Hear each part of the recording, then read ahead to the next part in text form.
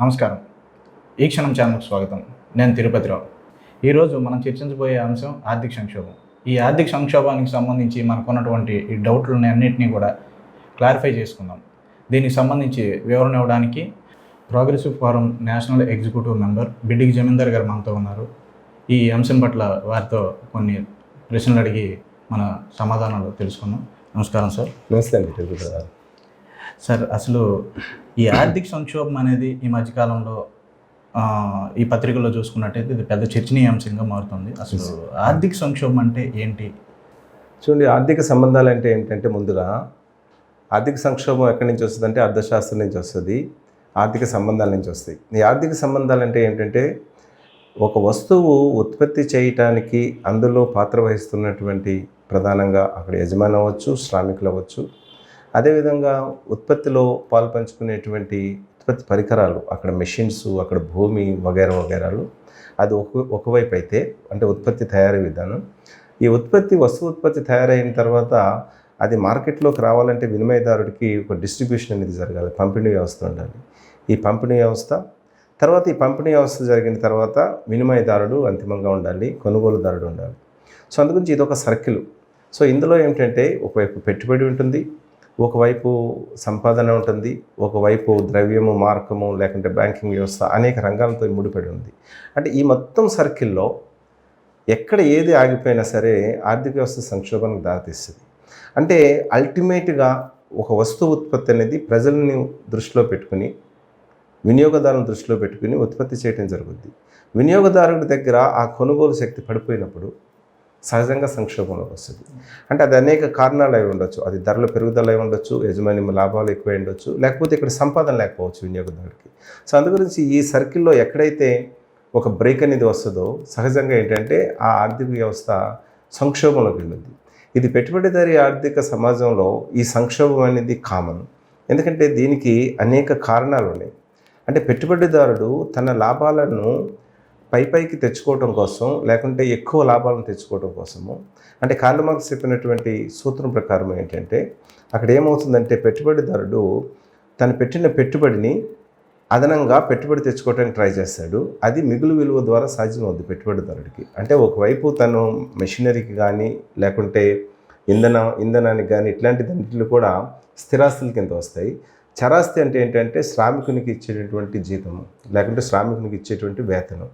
పెట్టుబడిదారుడు ఏం చేస్తాడంటే మ్యాక్సిమము ఈ చరాస్తిని, శ్రమ విలువని దోచుకోవడానికి ట్రై చేస్తాడు. ఈ శ్రమ విలువ అనేది ఎంత ఎక్కువ తెచ్చుకుంటే అంత ఎక్కువ మిగులు విలువ పెట్టుబడిదారుడు తెచ్చుకుంటాడు. ఇప్పుడు కాలక్రమేణా పెట్టుబడిదారుడు అధిక లాభాల కోసం ఏం చేస్తాడంటే సిస్టంలో అక్కడ యంత్రాలను ఆటోమేషన్లోకి తీసుకురావచ్చు, లేకపోతే శ్రామికుల యొక్క పని దినాలు కట్ చేయొచ్చు, లేకుంటే పోటీలో నిరుద్యోగిని స్థాపించి తద్వారా ఏంటంటే ఒక నిరుద్యోగిని పనిచేస్తున్న వాడికి పోటీగా పెట్టి తక్కువ వేతనాలు ఇవ్వడం ద్వారా ఈ విధంగా అల్టిమేట్గా ఏమవుద్దంటే పెట్టుబడిదారీ ఆర్థిక సమాజంలో కొనుగోలు శక్తి అక్కడ ప్రజలకు పడిపోద్ది. దీనికి తోడు ప్రభుత్వం వేసేటువంటి ట్యాక్సెస్, పన్నులు అల్టిమేట్గా వినియోగదారుడి నెత్తి మీద పడతాయి. సో ఇవన్నీ కూడిన తర్వాత వినియోగదారుడికి, అంటే ఎవరైతే ఉత్పత్తిలో సంపద సృష్టిస్తాడో ఆ సంపద సృష్టించేవాడు కొనుక్కునేటువంటి ఆ హక్కుని కానీ, కొనుక్కునేటువంటి స్తోమతను కానీ ఎప్పుడైతే కోల్పోతాడో ఆర్థిక వ్యవస్థలో సంక్షోభం వస్తుంది.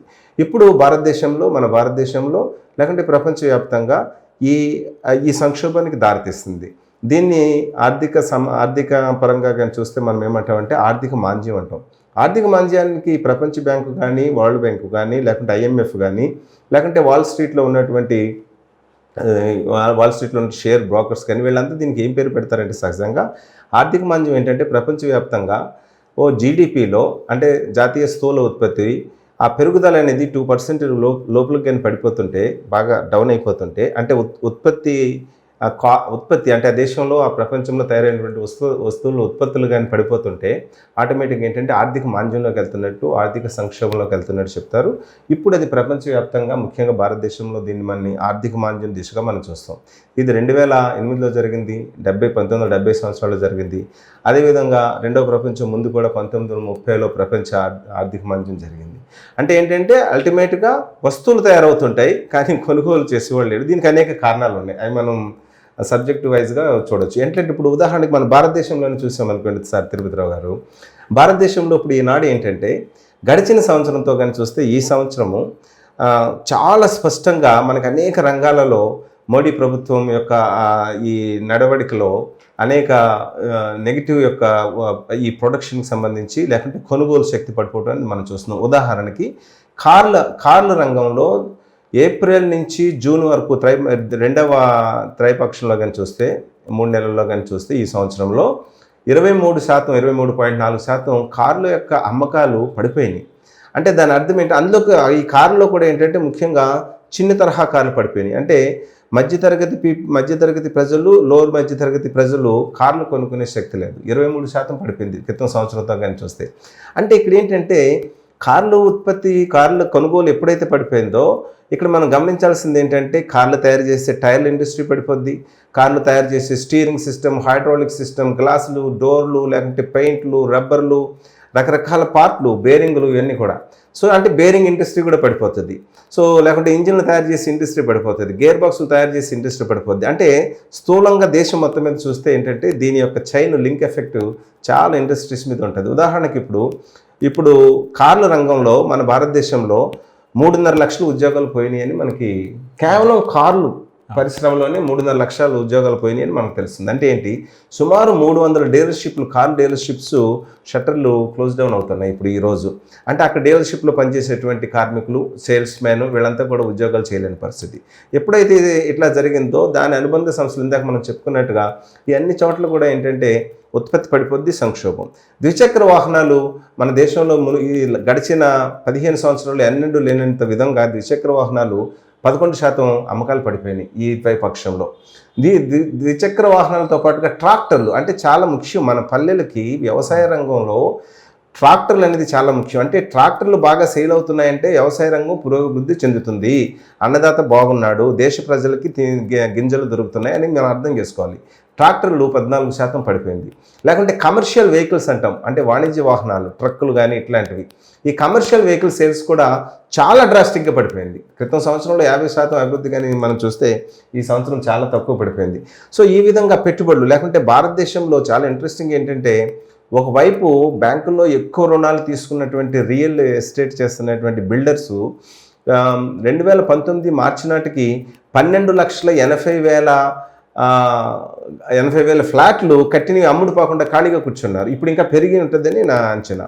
సో అంటే ఏమిటంటే ఒకవైపు ఫ్లాట్లు నిర్మించారు, పెట్టుబడిదారుడు ఫ్లాట్లు నిర్మించాడు, కానీ కొనుగోలు శక్తి లేక ఆ ఫ్లాట్లు ఆక్యుపై చేసేవాడు లేకుండా పోయింది. అంటే ఏమిటంటే అక్కడ సిమెంట్ కంపెనీలు మూతపడే అవకాశాలు ఉంటాయి, లేకుంటే అక్కడ ఇంటీరియర్కి సంబంధించిన వస్తువులు కానీ లేకుంటే పెయింట్స్ కానీ ఇవన్నీ కూడా అనుబంధ పరిశ్రమలు అన్నీ కూడా మూతపడతాయి. సో ఈ విధంగా మనకి నూతన పరిశ్రమలు, ప్రాజెక్టులు రావట్లేదని ఇదంతా కూడా నేను చెప్పే ఇన్ఫర్మేషన్ అంతా కూడా ది లైవ్ మింట్ అని పత్రికలో ఒక 15 అంశాలతో కూడినటువంటి ఇన్ఫర్మేషన్ ఇచ్చింది. ఇదంతా కూడా మనకి ఇప్పుడు తెలుస్తుంది మొత్తం ప్రజలందరికీ కూడా. సో అందుగురించి భారతదేశంలో ఈనాడు మొత్తం అన్ని రంగాలు కూడా కొలాప్స్ అయినాయి. అంటే భారతదేశంలో గడిచిన 45 సంవత్సరాల్లో ఎన్నడూ లేనటువంటి నిరుద్యోగం, అంటే అది ఎంత, అది 6.1% అని డేటా ఇచ్చింది. అది అంటే నమోదు చేసుకున్న వాళ్ళు నిరుద్యోగం, నమోదు చేయని వాళ్ళు లేకుంటే హౌస్ వైఫ్స్ లాంటి వాళ్ళు, పల్లెల్లో వాళ్ళు, వీళ్ళందరూ కూడా ఇంకా పరిస్థితి చాలా ఎక్కువ ఉంటుంది. సో ముఖ్యంగా యువతలో ఈ నిరుద్యోగం కనపడుతుంది. గడిచిన 45 సంవత్సరాల్లో ఎన్నడూ లేనంత విధంగా 6.1% హైయెస్ట్ నిరుద్యోగం ఈరోజు భారతదేశంలో ఉన్నట్టు మన గణాంకాలు తెలియజేస్తున్నాయి. ప్రపంచ బ్యాంకు ఇటీవల ఏం చెప్పిందంటే, ప్రపంచ బ్యాంకు చెప్పిన ప్రకారం ఏంటంటే 5.8% జీడిపి గ్రోత్ పడిపోయింది. అంటే మన ఎక్స్పెక్టేషన్ 7% అనుకునేది 5.8% పడిపోయింది. ఇది చాలా ఆందోళనకర విషయం. ఒకవైపు భారతదేశము మన నిర్మలా సీతారామన్ గారు ప్రవేశపెట్టినటువంటి బడ్జెట్లో ఏమని చెప్పారంటే, మోడీ ప్రభుత్వం గారు, నిర్మలా సీతారామన్ గారిని, ఒకవైపు భారతదేశం 2024 నాటికి, అంటే వారు మరొక 5 సంవత్సరాల్లో మళ్ళీ ఎలక్షన్స్కి వెళ్ళి సమయం టార్గెట్గా పెట్టుకున్నారు, $5 ట్రిలియన్ జీడిపిని ఉంచుకోవాలని చెప్పారు. అంటే 5 లక్షల కోట్ల డాలర్ల జాతీయ స్థూల ఉత్పత్తి కావాలన్నారు. ఇప్పుడు ప్రస్తుతం ఎంత ఉందంటే, ప్రస్తుతం 2.9 సుమారు, అంటే 2,90,000 కోట్ల డాలర్లు మన జీడిపి ఉన్నదన్నమాట. దీన్ని ఆ విధంగా పెంచాలంటే కనీసం ప్రతి సంవత్సరం ఒక 15-20% వృద్ధి రేటు ఉంటేనే కానీ ఇది జరగదు. అయితే దురదృష్టవశాత్తు ఏంటంటే ఇక్కడ ఆర్థిక శాస్త్రవేత్తలు, ప్రభుత్వం ప్రజలను మభ్యపెట్టడానికి ఎంతసేపు కూడా జీడిపిని ఒక స్థూలబద్ధంగా ఒక కొలమానంగా చూపించి ప్రచారం చేస్తారు తప్ప అసలు మామూలు సూచీలు చూడాలి. అసలు ప్రజల సంతృప్తి సూచి చూడాలి, ప్రజల విద్య యొక్క సూచి చూడాలి, ఆరోగ్యం ఎట్లా ఉందో చూడాలి, ఆ దేశంలో ఉద్యోగం ఎట్లాగుంది. అంటే జీడిపి గ్రోత్ అనేది జాబ్ లెస్ గ్రోత్ కాకూడదు, జాబ్ను క్రియేట్ చేసే గ్రోత్ కావాలి. సో ఈ కోణాలన్నింటినీ కానీ చూస్తే ప్రస్తుతము భారతదేశంలో చాలా సంక్షోభంలో ఉంది.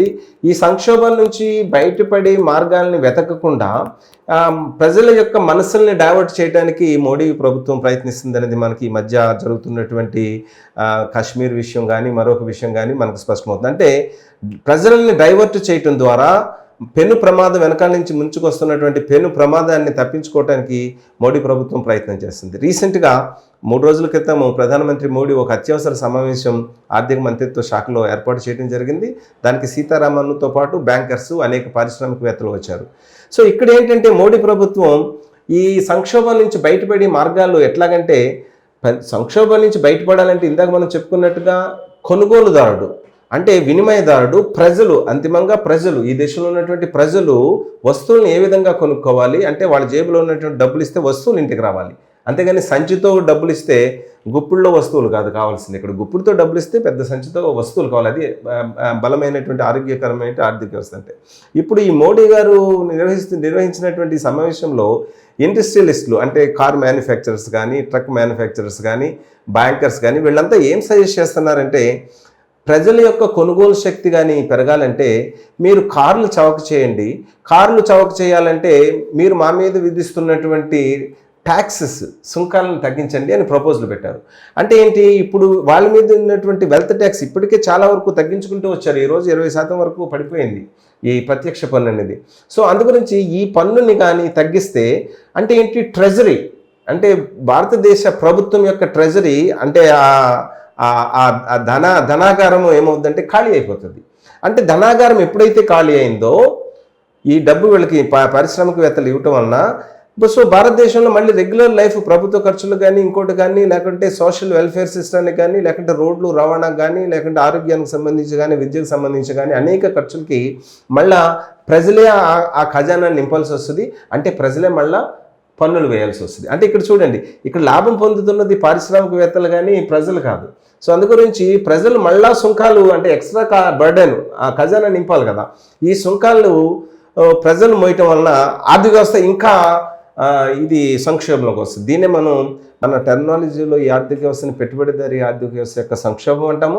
అందుగురించి దాని నుంచి బయటికి పడాలంటే ఒక మార్కెట్ లెస్ ఎకానమీలోకి వెళ్ళి మానవుడు ఒక టార్గెట్గా చూసుకొని మానవుడి యొక్క జీవన ప్రమాణాలు పెంచడానికి ఆ విధమైనటువంటి చర్యల్ని గైకొనాలి. దానికి అనేక మార్క్సిస్ట్ సిద్ధాంతంలో అనేక చర్యలు కూడా ఉన్నాయి. ఇప్పుడు ఆర్థిక సంక్షోభం నేపథ్యంలో ఈ ప్రపంచంలో అనుభవాలు ఏంటి? సో ప్రపంచ అనుభవాలు ఎక్కడ చూసినప్పుడు చూడండి, ప్రపంచం అనేది అంటే ఒక యూనిఫార్మిటీగా లేదు. ఒకవైపు ఎంతో అభివృద్ధి చెందినటువంటి 22 ట్రిలియన్స్ డాలర్లు అంటే 22 లక్షల కోట్ల డాలర్ల ఆర్థిక వ్యవస్థ అమెరికాకు ఉంది.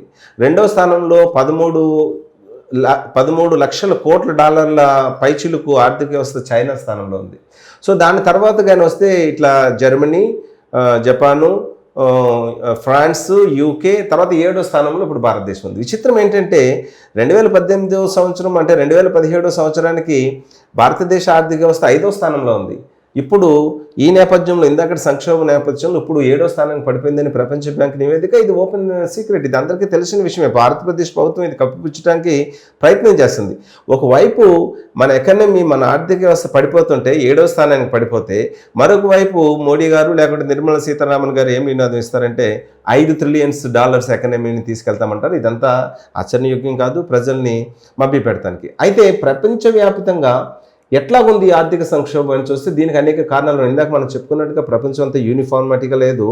ఇప్పుడు అమెరికాలో ఆర్థిక వ్యవస్థ ఎట్లా ఉంటుందంటే జాబ్లెస్ ఎకానమీగా ఉంటుంది అక్కడ ఆర్థిక వ్యవస్థ. అంటే ఆ దేశంలో పరిశ్రమలు ఉండవు, వాళ్ళ తరఫున వేరే దేశాల్లో చీప్ లేబర్తో పరిశ్రమలు ప్రవేశపెట్టడానికి ట్రై చేస్తారు. తద్వారా అక్కడ ఉన్నటువంటి రా మెటీరియల్స్ని, హ్యూమన్ రిసోర్సెస్ని దోచుకోవడం ద్వారా అక్కడ వస్తువుకి గిరాకీ పెంచి మళ్ళీ ప్రపంచంలో అమ్మటానికి ట్రై చేస్తారు. సో దీని ద్వారా ఏంటంటే ఒకవైపు లాభాలను ఆర్జించే అమెరికా ఆర్థిక వ్యవస్థ, మరొక వైపు చీప్ లేబర్తో ఉన్నటువంటి ఒక ఆర్థిక వ్యవస్థ. అంటే ప్రపంచం రెండు విధాలుగా, రెండు పోల్స్గా డివైడ్ అయిపోతాయి. ఒకటి అభివృద్ధి చెందిన దేశాలని చెప్పుకోవచ్చు, లేకుంటే అభివృద్ధి చెందుతున్న లేకుంటే వెనుకబడిన దేశాలని చెప్పుకోవచ్చు.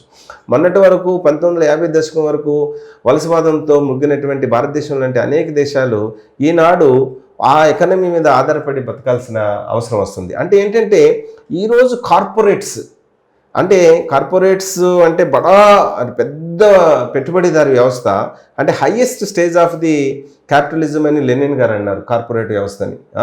ఈ కార్పొరేట్స్ మొత్తం ప్రపంచాన్ని శాసిస్తున్నాయి. ఈరోజు ఎన్నికలను శాసిస్తున్నాయి, ఈరోజు ఉత్పత్తిని శాసిస్తున్నాయి.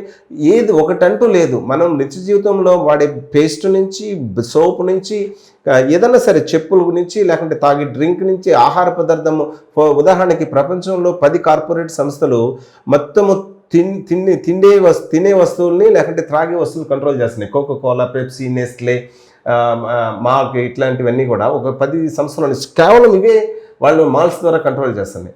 సో అదేవిధంగా ఈరోజు మనం గణాంకాలు కానీ చూస్తే, ఆక్స్ఫామ్ రిలీజ్ చేసినటువంటి గణాంకాలు ఇవన్నీ కానీ చూస్తే, భారతదేశంలో ఈరోజు 1% వెల్త్ దేశంలోనే 73% వెల్త్తో సమానమని మనం చూసాం. అంటే 1990 దశకంలో కేవలం 2-3 బిలియనీర్స్, అంటే శతకోటీశ్వర్లు, అంటే శతకోటీశ్వర డాలర్స్, అంటే ఒక 100 కోట్ల డాలర్ల నుంచి 1,100 కోట్ల డాలర్ల వరకు, అంటే ట్రిలియన్ వరకు కూడా మనం శతకోటీశ్వరుడు అని పిలుస్తాం. సో ఇట్లాంటి వాళ్ళు ఒకళ్ళిద్దరు ఉన్నవాళ్ళు ఈరోజు భారతదేశంలో సుమారు 180 ఉన్నారు.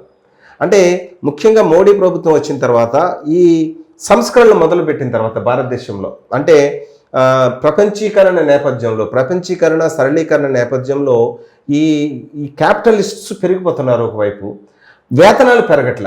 సో అది సంక్షోభానికి కారణం. అంటే inequality in wealth distribution system, ఇందాక మనం చెప్పుకున్నట్టుగా ఆ సంపద డిస్ట్రిబ్యూషన్ సరిగ్గా జరగకపోవటం వల్ల, అంటే ఏంటి, మొత్తం ప్రపంచవ్యాప్తంగా ఈనాడు 2 రోజులకి ఒక కొత్త బిలియనీరు పుడుతున్నాడు. 2-2.5 రోజులకి. అంటే ఒక శతకోటీశ్వరుడు, డాలర్లతో కూడినటువంటి శతకోటీశ్వరుడు 2 రోజులకు ఒక కొత్త బిలియనీర్. ఈరోజు ప్రపంచం మొత్తం మీద సుమారు మామూలు ప్రపంచ ఆక్స్ఫామ్ ఇచ్చిన డేటా ప్రకారము ప్రపంచం మొత్తం మీద సుమారు 2057 శతకోటీశ్వరులు ఉన్నారు. వీళ్ళు ప్రతి 2 రోజులకు ఒకటి పెరుగుతూ వస్తున్నారు. సో 1990 సంవత్సరం అటు చూస్తే ప్రపంచం మొత్తం మీద 100 మంది కూడా లేరు. అంటే సరళీకరణ నేపథ్యంలో, ప్రపంచీకరణ నేపథ్యంలో ధనికుడు బాగా ధనికుడైపోవటం వలన, అక్కడ కొనుగోలు శక్తి పడిపోవటం వలన ఈ సంక్షోభానికి దారితీస్తుందని స్పష్టం. చూడండి, చాలా ఇంట్రెస్టింగ్ మీకు ఒక విషయం చెప్తాం. మన భారతదేశంలో రీసెంట్గా జూలై 12వ తారీఖున హిందూ పత్రికలో ఒక వ్యాసం వచ్చింది, కులకర్ణి గారు రచించిన వ్యాసం. దాని చాలా ఇంట్రెస్టింగ్. అంటే 2012 సంవత్సరంలో మన భారతదేశ జీడిపి 1,83,000 కోట్ల డాలర్లు ఉంది 2012 సంవత్సరంలో. అంటే మన్మోహన్ సింగ్ గారు లాస్ట్ 2 ఇయర్స్ టైం నాటికి. ఇప్పుడు 2018 చివరికి, 2019 స్టార్టింగ్కి మన భారతదేశంలో 2,93,000 కోట్ల డాలర్లు జీడిపి ఉంది. సో అంటే జీడిపి ఆస్పెక్ట్లో కానీ చూస్తే మనము సుమారు 100 కోట్ల పైగా 110 కోట్ల డాలర్లు పెరిగింది జీడిపి ఆస్పెక్ట్లో కానీ చూస్తే. కానీ వాస్తవానికి ఇక్కడ ఏంటంటే ఉద్యోగాలు సృష్టించబడలా. జీడిపి పెరిగింది, వేతనాలు పెంచబడలా, ఉద్యోగాలు సృష్టించబడలా. వారు ఏం చెప్తారంటే, వర్కర్స్ 2012 సంవత్సరంలో 46 కోట్ల మంది భారతదేశంలో, 46,77 లక్షల మంది భారతదేశంలో వర్కర్స్ ఉంటే, అంటే ప్రొడక్షన్ భాగంలో. ఇప్పుడు 2018 సంవత్సరానికి వచ్చేసరికి 46,15 లక్షలకు వచ్చింది. అంటే ఉద్యోగాలు పడిపోయినాయి. జీడిపి పెరిగింది, 1,10 కోట్ల జీడిపి పెరిగింది, 1,10,000 కోట్ల జీడిపి పెరిగింది. కానీ ఇక్కడ ఉద్యోగాలు పడిపోయినాయి. అంటే ఏంటంటే జీడిపి గ్రోత్కి పీపుల్ స్టాండర్డ్కి సంబంధం లేదు. జీడిపి పెరిగినంత మాత్రాన పీపుల్ గ్రోత్ పెరగాలని లేదు. అది క్యాపిటలిస్ట్ పెట్టుబడిదారి ఆర్థిక వ్యవస్థలో ఏం చెప్పుద్దంటే, జీడిపిని గ్రోత్ చూపించి భారతదేశం వెలిగిపోతుంది, లేకుంటే ప్రపంచం వెలిగిపోతుంది అని చెప్తారు. అది కారణం. సో మీకు సింపుల్ ఎగ్జాంపుల్ అర్థమయ్యేటట్టు మీకు చెప్పాలంటే, తిరుపతిరావు సార్, మేము ఇప్పుడు ఉదాహరణకి ఎంజీ రోడ్డు ఉంది విజయవాడలో. మీరు అబ్జర్వ్ చేస్తుంటారు, మన రోజు కళ్ళు నిండుగా ప్రతినిత్యం కనపడుద్ది. ఈ ఎంజీ రోడ్లో జస్ట్ 3 నెలల క్రితం వరకు ఉన్న బస్సు షెల్టర్లు అన్నీ కూడా పగలగొట్టేశారు. ఇప్పుడు కొత్త మోడల్తో కడుతున్నారు. అబ్జర్వ్ చేస్తారు కదా మీరు. అంటే అది ఒక బస్ షెల్టర్ కడతానికి ఇది వరలో ఫర్ ఎగ్జాంపుల్ ఒక 30 లక్షల రూపాయలు అయింది అనుకోండి, ఒక 20 లక్షల రూపాయలు అయింది అనుకోండి. ఈరోజు ₹1,00,00,000 పెట్టి కొత్త హంగామాలతో బస్ షెల్టర్ కడుతున్నారు. సో ఇప్పుడు చూడండి, దీనివల్ల ప్రజల జీవన స్థాయి పెరుగుతుందా? ఉన్న అభివృద్ధిని ధ్వంసం చేశారు. ఫర్ ఎగ్జాంపుల్ ఎంజీ రోడ్లో మొత్తం 50 బస్ స్టాప్లు ఉన్నాయనుకోండి, 50 × 30 లక్షలు మనం మల్టిప్లై చేసుకుంటే 15 కోట్లు అనుకోండి, అనుకుందాము. ఈ 15 కోట్ల రూపాయలది ఇప్పుడు ఈ రోజు పగలగొట్టేసి నేలమట్టం చేసేసి, అంటే ధ్వంసం, జీడిపి ధ్వంసం. ఇక్కడేమో 50 మళ్ళీ ఒక్కోటి ₹1,00,00,000 పెట్టి, అంటే 50 కోట్ల రూపాయలు పెట్టి ప్రభుత్వ ధనం అక్కడ వెచ్చిస్తున్నారు. సో జీడిపి లెక్కల్లో ఏం చూపిస్తుంది అంటే ప్రభుత్వం ఈ 50 కోట్లు బస్సులని అభివృద్ధిగా చూపిస్తుంది. కానీ ఈ అభివృద్ధి వలన ప్రజల జీవన ప్రమాణాలు పెరగలేదు. భారతదేశంలో అనేక సమస్యలు ఉన్నాయి కదా, పల్లెల్లో అనేక సమస్యలు ఉన్నాయి కదా, రోడ్లు లేవు కదా, డ్రైనేజ్ లేదు కదా, డ్రింకింగ్ వాటర్ లేదు కదా, స్కూల్ ఎడ్యుకేషన్ చాలా సమస్యలు ఉన్నాయి కదా, రైతు గిట్టుబాటు ధర లేక రైతు హత్య చేసుకుంటున్నాడు కదా, ఆత్మహత్య చేసుకుంటున్నాడు కదా. సో ఈ నేపథ్యంలో ఈ డబ్బులు అక్కడికి కానీ ప్రయత్నించి వాళ్ళ నుంచి కానీ ప్రొడక్షన్ కానీ తీసుకొస్తే అది జీడిపి, సరైన జీడిపి. ఇది ఏంటంటే డిస్ట్రక్టివ్ జీడిపి అంటారు. సో ఇట్లాంటి జీడిపిని చూపించి కూడా మనల్ని మనం మోసం చేసేసుకునే అవకాశాలు ఉన్నాయి. అందు గురించి జీడిపి గురించి చాలా క్యాల్కులేటెడ్గా చేయాల్సిన అవసరం ఉంది. సరే, ఇక ఒకసారి మళ్ళీ ప్రపంచ పరిస్థితులు కానీ వస్తే, ఈరోజు అమెరికా వస్తువులు అమ్ముడైపోవడానికి చైనా మీద ట్రేడ్ వార్ మొదలుపెట్టింది. అమెరికా వస్తువులు అమెరికా ఫస్ట్, అమెరికా నేషనలిజం అనే ప్రోద్బలంతో యూరోపియన్ యూనియన్ దేశాల మీద ట్రంప్ వార్ డిక్లేర్ చేశాడు. అమెరికా వస్తువులకి, భారతదేశ వస్తువులకు కూడా సుంకాలు ఇదివరకు ఫ్రీగా మనం కొన్ని వస్తువులు చేసుకునేవాళ్ళం. దానివల్ల సుమారు $700 కోట్ల మనం రాయితీగా పొందేవాళ్ళు. ఆ వస్తువుల మీద కూడా ఇప్పుడు ట్రంప్ ఏంటంటే సుంకాలను జారీ చేస్తున్నాడు. సో అందు గురించి ఈ వార్ నేపథ్యంలో ఇప్పుడు జపాన్కి, సౌత్ కొరియాకి వార్ జరుగుతుంది. ఇప్పుడు సౌత్ కొరియా ఫర్ ఎగ్జాంపుల్ ఈ సర్క్యూట్స్లో ఉపయోగించేటువంటి, చిప్స్లో ఉపయోగించేటువంటి ఈ fine metal items, chemicals Japan నుంచి ఇంపోర్ట్ చేసుకుంటూ జపాన్ స్టాప్ చేశాడు. సో అందు గురించి సౌత్ కొరియాలో ఉన్నటువంటి TV industry, cell phone industry, Samsung కానీ టీవీ ఇండస్ట్రీస్ కానీ చాలా నష్టపోయే ప్రమాదం ఉంది. ఇప్పుడు ఆల్రెడీ సంక్షోభంలో ఉంది. సో ఈ విధంగా ప్రొడక్షన్లో, పెట్టుబడిదారీ ఆర్థిక వ్యవస్థలో లాభాలని ఒకరి మీద ఒకరు పెంచుకుంటూ పోతూ అక్కడ శ్రామికుని దోచుకోవాలనే విధానం ఎప్పుడైతే వచ్చిందో, ఈ సుంకాలు అదనంగా ఇప్పుడు ఈ ట్రేడ్ వార్లో ఏం చెప్తున్నాడు ట్రంప్? స్టీల్ మీద 25%, 10% అల్యూమినియం మీద సుంకాలు విధిస్తానంటున్నాడు. లేకుంటే ఫర్ ఎగ్జాంపుల్ ఇరాన్లో సంక్షోభం, ఇరాన్ ఆయిల్ని భారతదేశం కొనొద్దు అంటున్నాడు. భారతదేశం ఏంటంటే మనకు అడ్వాంటేజ్ ఏంటంటే, ఇరాన్ దగ్గర నుంచి చమురు కానీ మనం కొంటే 60 రోజులు క్రెడిట్ ఫెసిలిటీ ఉంటుంది. మనం రూపాయి చెల్లించవచ్చు, డాలర్ చెల్లించవలసిన అవసరం లేదు ఇరాన్కి. ఇప్పుడు అది తీసేసి నువ్వు అక్కడ కొనొద్దు అని ఆంక్షలు విధించాడు. వెనిజులా నుంచి కొనొద్దు అని ఆంక్షలు విధించాడు. మన ప్రభుత్వం అమెరికా కొమ్ము కాస్తుంది. సో అమెరికా ఆర్థిక వ్యవస్థలో పోతుంది కనుక ఇప్పుడు అమెరికా ప్రపంచంలో మొత్తము అమెరికా ఇట్లాంటి దేశాలన్నీ కూడా సంక్షోభంలో పడుతున్నాయి కనుక అక్కడ జీడిపి డౌన్ అవుతుంది. ఇప్పుడు అమెరికాలో ఈరోజు అమెరికాలో నిరుద్యోగం పెరుగుతుంది. లాస్ట్ 2 months క్రితం కానీ చూస్తే ప్రతి నెల 3 లక్షలు 4 లక్షలు జాబ్స్ వచ్చేటువంటి అమెరికాలో ఆ లాస్ట్ మంత్లో కేవలం 20,000 జాబ్స్ క్రియేట్ చేయబడ్డాయి. సో అందు గురించి అమెరికా ఆర్థిక వ్యవస్థ సంక్షోభంలో ఉంది ఈనాడు. సో అందు గురించి అనేక సమస్యలు మనం చూసుకుంటే, ఎప్పుడైతే జీవన ప్రమాణాలు పడిపోతుంటాయో ఆటోమేటిక్గా ఆర్థిక వ్యవస్థ సంక్షోభంలోకి వస్తుంది. చూడండి, ఉదాహరణకి అంతర్జాతీయ మార్కెట్లో పెట్రోల్ ధర, ముడి చమురు ధర పడిపోయిన రోజుల్లో, అంటే $30 పడిపోయిన రోజుల్లో $110 నుంచి ఒక బ్యారెల్. భారతదేశంలో పెట్రోల్ ధర, డీజిల్ ధరలు పడలా, అట్లాగే ఉన్నాయి. ఆ క్వశ్చన్ అనేది కూడా ప్రభుత్వం ఎంజాయ్ చేసింది కదా.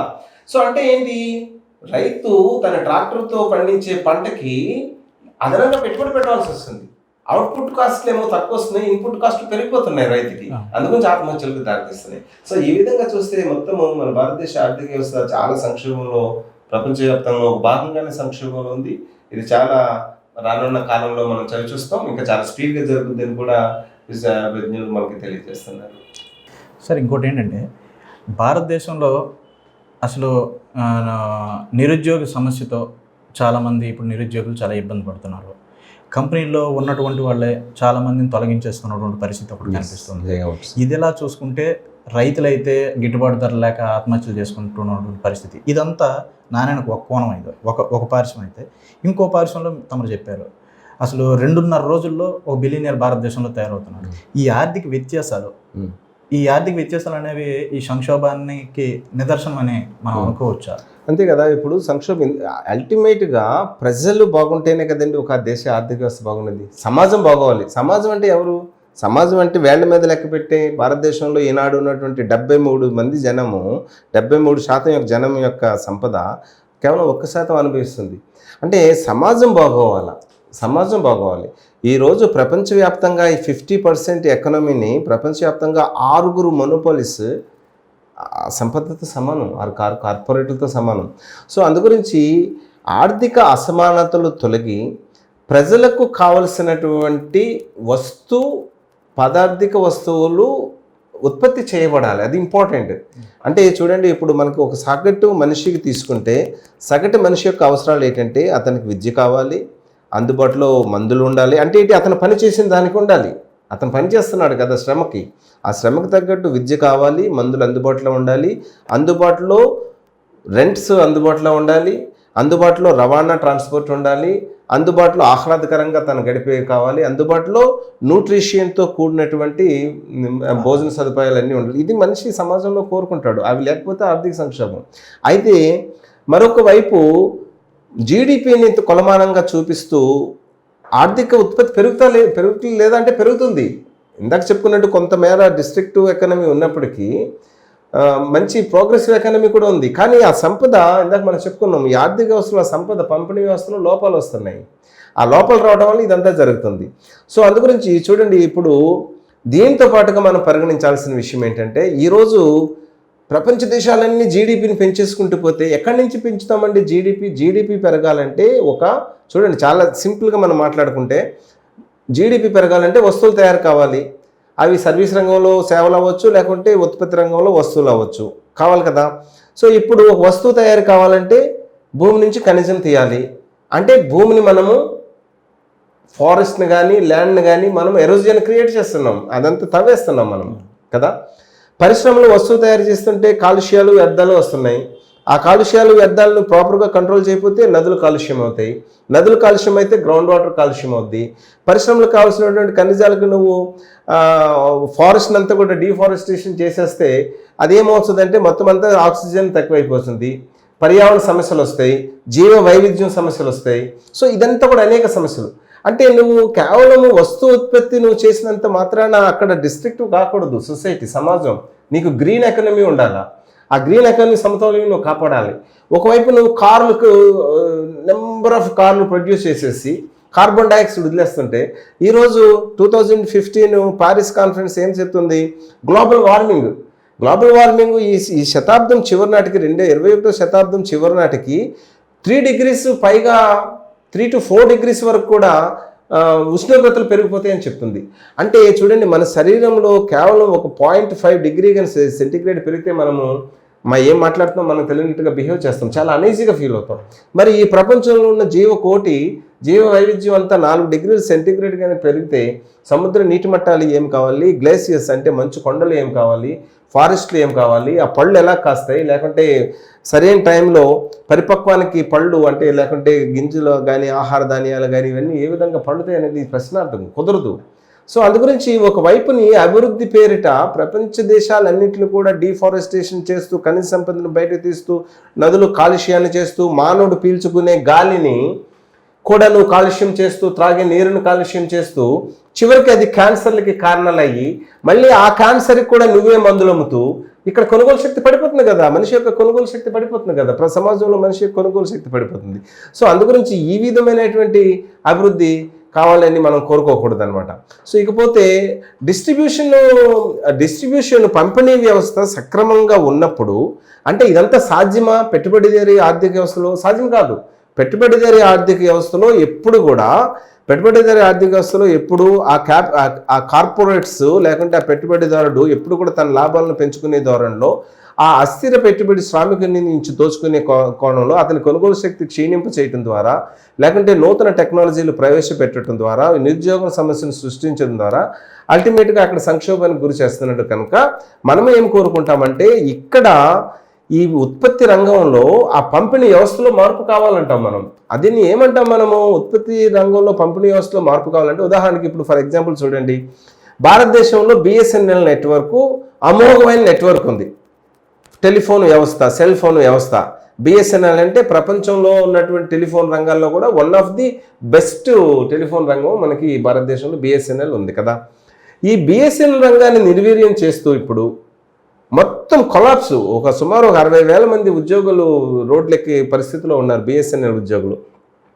ఈ బిఎస్ఎన్ఎల్ రంగాన్ని కొలాప్స్ చేస్తూ ఒక జియో టెక్నాలజీని తీసుకొచ్చి ఒక ముఖేష్ అంబానీకి తన యొక్క ఈ కమ్యూనికేషన్స్కి ఈరోజు ఒకవైపు ఈనాడు కాశ్మీర్లో ల్యాండ్లైన్లు కట్ చేసి అక్కడ సెల్ ఫోన్లు కట్ చేసి అన్నీ కట్ చేస్తుంటే బిఎస్ఎన్ఎల్ 2G నెట్వర్క్ కూడా అంతంత మాత్రంగా పనిచేస్తున్న ఈ రోజుల్లో జియో ఇప్పుడు రానున్న సంవత్సరంలో లేకుంటే ఈ సంవత్సరంలోనూ 5Gని ఇంపోర్ట్ చేసుకుని ప్రజలకు అందించడానికి పాల్గొలుపుతున్నారు. అంటే ఏంటంటే బిఎస్ఎన్ఎల్ జియోతో పోటీ పడలేదు కనుక ఈ బిఎస్ఎన్ఎల్ సెక్టర్ అంతా కూడా దాని చేతికి వెళ్తే ఆ లాభార్జన సంపాదించినటువంటి ఆ ప్రైవేటు వ్యక్తి ఏం చేస్తాడంటే అతను 100 అంతస్తులు భవనం కట్టుకుంటాడు. మనకు తెలిసిందే ముఖేష్ అంబానీ ఎన్ని అంతస్తులు భవనం కట్టుకున్నాడో, ఎన్ని కార్లు తనలో ఉన్నాయో.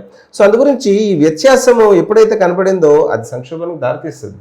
ప్రజల మధ్య 2 వర్గాలుగా విభజించబడి ఒకడు దోచుకునేవాడు, ఒకడు దోచుకోబడేవాడు అనేది ఇది మనం చూస్తాం అనమాట. సో అందు గురించి ఈ ఇన్ఈక్వాలిటీ పోవాలి, సమాజ శ్రేయస్సు దృష్ట్యా ఉత్పత్తి జరగాలి. సమాజ శ్రేయస్సు దృష్ట్యా రైతు ఈ దేశంలో ఇప్పుడు 50% పైగా రైతాంగం ఇప్పుడు అనేక సంక్షోభం, మీరు చెప్పినట్టుగా అనేక సంక్షోభం ఎదుర్కొంటుంది. తనకి పెట్టుబడికి కావలసినటువంటి పెట్టుబడి ఏమో ప్రభుత్వం ఇవ్వనట్టుంది.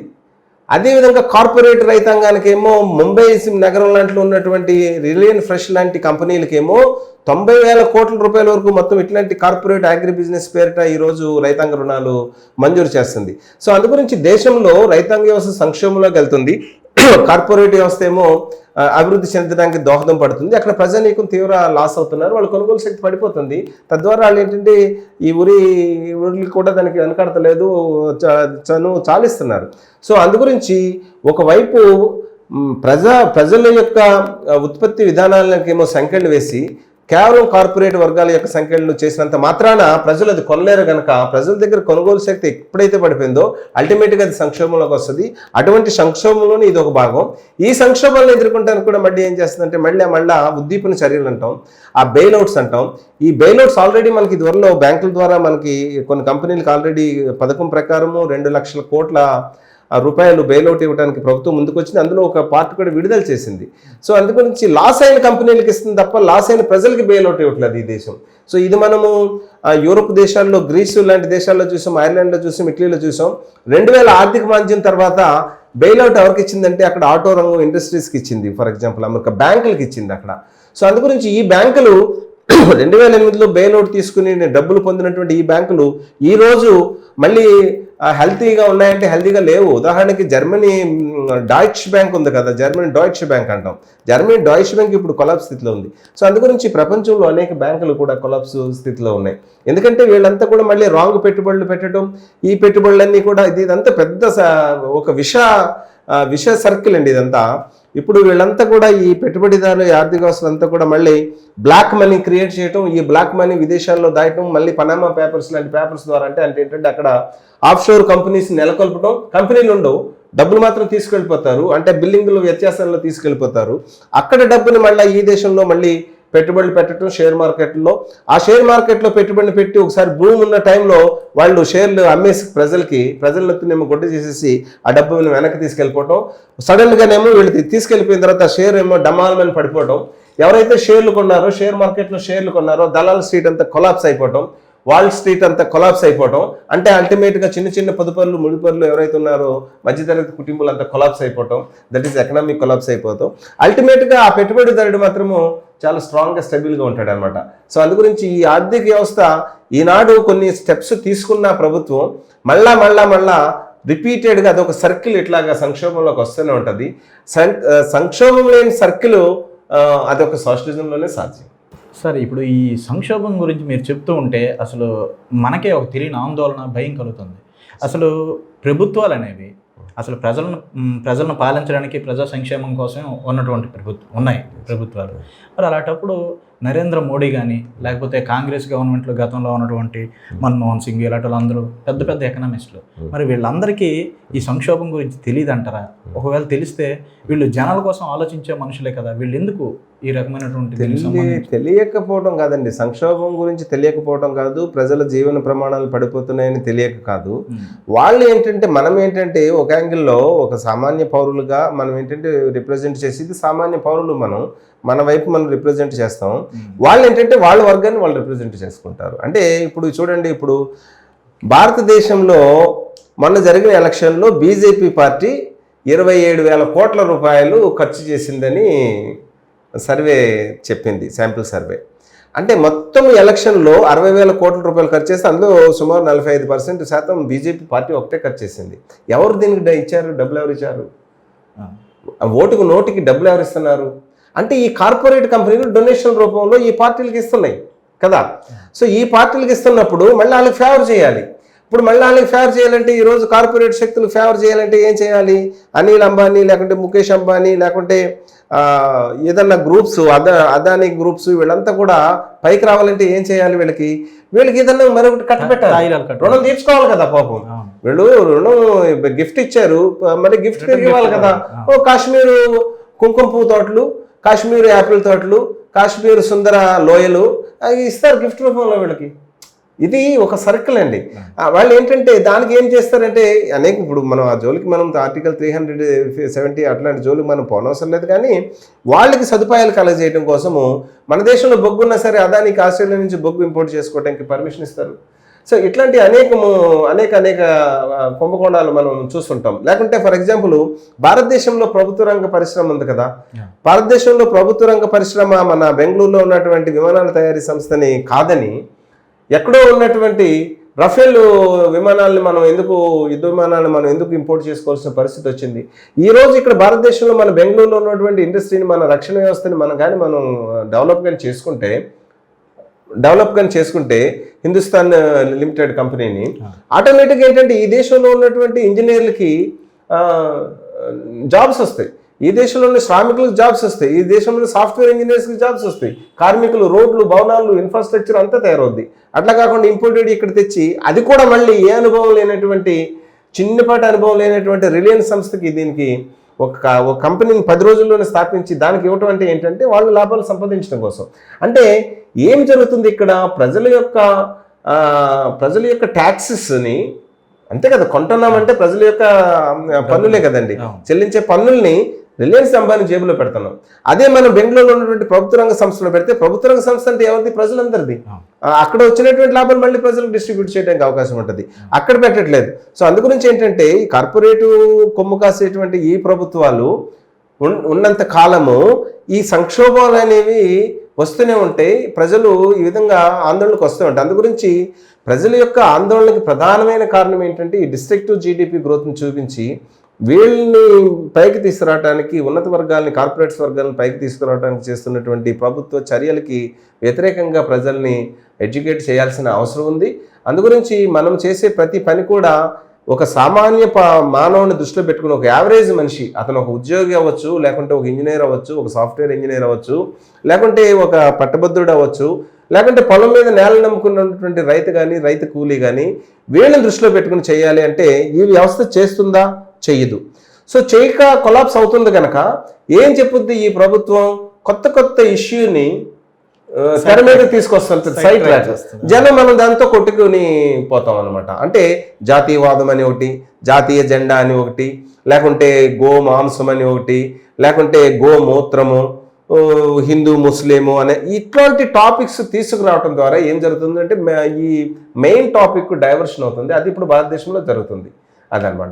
వచ్చేలోగా అనేక సమస్యలు, ఇప్పుడు నిన్న కాకమని ఇప్పుడు రాజ్నాథ్ గారు, కేంద్ర రక్షణ మంత్రి రాజ్నాథ్ గారు అక్కడికి వెళ్ళి ఆయన ఏం స్టేట్మెంట్ ఇచ్చారంటే, పాకిస్తాన్తో చర్చలు మనకి ఆక్యుపైడ్ కాశ్మీర్ ద్వారానే. అంటే ఏంటంటే ఇది దేనికి సూచనలు అంటే మళ్ళీ ఒక యుద్ధం క్రియేట్ చేయడానికి, యుద్ధం క్రియేట్ చేస్తే ఆటోమేటిక్గా ధరలన్నీ పెరిగిపోవడానికి కారణం యుద్ధం అన్నమాట. సో అందు గురించి మనమంతా ట్యాక్సులు దేశం కోసం మళ్ళీ వాళ్ళే చెప్తారు, మన దేశం కోసం మనం ట్యాక్సులు పట్టాలి, ఒక సెస్ పెట్టాలి. పెట్రోల్ రేట్లు పెరిగిపోతుంటే ఇరాన్ నుంచేనేమో పెట్రోల్నేమో ఉపసంహరించుకుని ₹2 పార్లమెంట్లో సెస్ ప్రవేశపెట్టారు పెట్రోల్ మీద, ముడి చమురు మీద. చూడండి ఎంత ఘోరము. నిన్ను ఎవరు ఆపుకున్నారు ఇరాన్ నుంచి? ప్రతిరోజు ప్రతి లీటరు, ఇప్పుడు మనం ఎక్కడికి వెళ్ళాలన్నా మోటార్ బైక్కి రోజుకు 1 లీటర్ పెట్రోల్ లేకపోతే మనం నడవలేని పరిస్థితి. ప్రతిరోజు ₹2 ప్రభుత్వానికి మనం ట్యాక్స్ ఎందుకు కట్టాలి? నెలకు ₹60 ఎందుకు కట్టాలి? సో అందు గురించి వీళ్ళు ప్రవేశపెట్టి సంక్షేమ పథకాల్లో కూడా ఒకవైపు ఒక చేత్తో ఇచ్చి ఇంకో చేత్తో లాక్కునే సంక్షేమ పథకాలే. మనం కానీ చూసామంటే ఒక శ్రామికుడు ఈరోజు తను కష్టపడి పనిచేసి వచ్చిన తర్వాత తను ఏదన్నా కొంచెం కొనుక్కోవాలంటే ఆ వస్తువుల మీద విపరీతమైనటువంటి ట్యాక్సెస్ మనం చూస్తున్నాం అనమాట. అంటే ఉదాహరణకి ఒకవైపునేమో చౌక బియ్యం ఇస్తామంటారు, మరొక వైపునేమో లేకుంటే మద్యం మీద ట్యాక్సెస్, విపరీతమైన ట్యాక్సెస్, పెట్రోలియం మీద విపరీతమైన ట్యాక్సెస్, మందుల మీద విపరీతమైన ట్యాక్సెస్, ఈరోజు క్యాన్సర్ వ్యాధులు ఇట్లాంటి మందుల మీద విపరీతమైన ట్యాక్సెస్, మన నిత్య జీవిత ఆసుపత్రుల్లో లేకుంటే ల్యాబ్ టెస్టులు ఇట్లా విపరీతమైన ట్యాక్సెస్, ప్రభుత్వ రంగంలో ఉన్నటువంటి ఈ మెడికల్ వ్యవస్థనే మొత్తం అంతా కూడా సిస్టమ్ని కొలాప్స్ చేసి ఈరోజు ప్రైవేటు కార్పొరేట్ ఆసుపత్రులు కూడా మరొక రూపంలో కట్టబెడుతున్నారు. ఈ విధానాలు అన్నింటి వల్ల అల్టిమేట్గా మానవుడి యొక్క కొనుగోలు శక్తి, ప్రజల యొక్క కొనుగోలు శక్తి పడిపోవడం ద్వారా ఈ ఆర్థిక సంక్షోభం వస్తుంది. ఈ సంక్షోభాల నుంచి గట్టెక్కించే మార్గం ఏంటి, ఏమై ఉంటుంది? ఈ సంక్షోభాల నుంచి గట్టెక్కించే మార్గం అంటే ఇప్పుడు కేంద్రంలో ఉన్నటువంటి ప్రభుత్వాలు, రాష్ట్రంలో ఉన్నటువంటి ప్రభుత్వాలు వాళ్ళు ఏ వర్గం యొక్క ప్రయోజనాలు చూస్తున్నారు అనేది మనం ఇక్కడ గమనించాలి. అంటే ఇక్కడ వర్గ ప్రయోజనం అనేది ముఖ్యం. అంటే వర్గం అంటే ఒకవైపు దేశంలో ఉన్నటువంటి శ్రామికులు, దేశంలో ఉన్నటువంటి రైతాంగం, దేశంలో ఉన్నటువంటి వ్యవసాయ కూలీలు, దేశంలో ఉన్నటువంటి చదువుకున్న పట్టభద్రులు, ఇంజనీర్లు, వీళ్ళంతా ఒకటి వైపు కదా. వీళ్ళ బాగోగులు, వీళ్ళ లివింగ్ స్టాండర్డ్స్ పెరగాలంటే, మరొక వైపు పర్యావరణం నాశనం కాకుండా ఉండాలంటే ఎవరు తీసుకొస్తారు అనుకూలంగా? అంటే ఎన్నికల్లో ఫర్ ఎగ్జాంపుల్ 27,000 కోట్ల రూపాయలు ఖర్చు పెట్టిన వాళ్ళు ఎట్లా తీసుకొస్తారు? తీసుకురాలేరు కదా, ఓటుకు నోటు కనిపెట్టిన వాళ్ళు. సో అందు గురించి ఎవరైతే ప్రజల పక్షాన ఉండి నిస్వార్థంగా పనిచేస్తారో, ప్రజల వైపు ప్రజల యొక్క ఇంట్రెస్ట్ని కాపాడతారో, ప్రజల యొక్క ఆశయాలు నెరవేరుస్తారో అటువంటి వ్యవస్థ రావాలి. అంటే ఏంటంటే ఈ వ్యవస్థ సమూలంగా మారాలి. అది ఇంపార్టెంట్. కాస్మెటిక్ ఎఫెక్ట్స్ కాదండి మనకు కావాల్సింది. వ్యవస్థ సమూలంగా మారాలంటే ఆర్థిక వ్యవస్థలో ఉన్నటువంటి ఉత్పత్తి తయారీ విధానము, పంపిణీ విధానము, అక్కడ లాభాల విధానము మార్చి లాభరహిత, అంటే అక్కడ ప్రజల క్షేమాలను దృష్టిలో పెట్టుకున్నటువంటి వ్యవస్థ రావాలి. దాన్నే మనం సోషలిజం అంటాము. అట్లాంటి ఆల్టర్నేటివ్ రావాలంటే అది వచ్చేయదు. అది మనము కార్మికులను ఎడ్యుకేట్ చేసుకుంటూ పోవాలి. ఈరోజు చూడండి కార్మికులు చేస్తున్నటువంటి కర్మాగారం మారుతి 3,000 ఉద్యోగాలు తీసేసింది. మారుతి కంపెనీ, అనేక కంపెనీలు. లేకుంటే రైతు పండించే విత్తనం మీద హక్కు లేకుండా చేస్తుంది. ఇప్పుడు కొత్త చట్టం రాబోతుంది, విత్తన చట్టం. భారతదేశ ప్రభుత్వం కొత్త చట్టం తీసుకురాబోతుంది. ఏం చెప్తున్నారు? సరైన విత్తనం కొంటే 25% ఆదాయం వస్తుంది అంటున్నారు. కానీ ఇండైరెక్ట్గా ఏంటంటే ఈ విత్తనాలన్నీ కూడా మోన్సాంటో కంపెనీకి అప్పచెప్పడం కోసం ఇది తీసుకొచ్చే బిల్లు. రేపు పొద్దున్న వాడు ఇచ్చేటువంటి విత్తనం మళ్ళీ మనం విత్తనం వేస్తే మొక్క రాదు, మళ్ళీ వాడి దగ్గరే విత్తనం కొనాలి.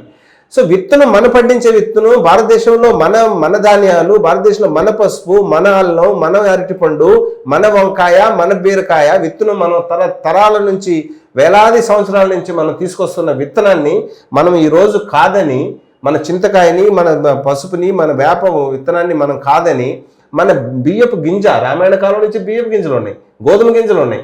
సో అందుగురించి మన గింజల్ని మనం కాదని, గింజ అంటే ఏమి తెలియనివాడు ఈరోజు వచ్చి మనకి గింజ అమ్మాల్సిన పరిస్థితికి మనం దాపరించామంటే అంతకు మించినటువంటి ఆర్థిక సంక్షోభం ఇంకోట్లేదు.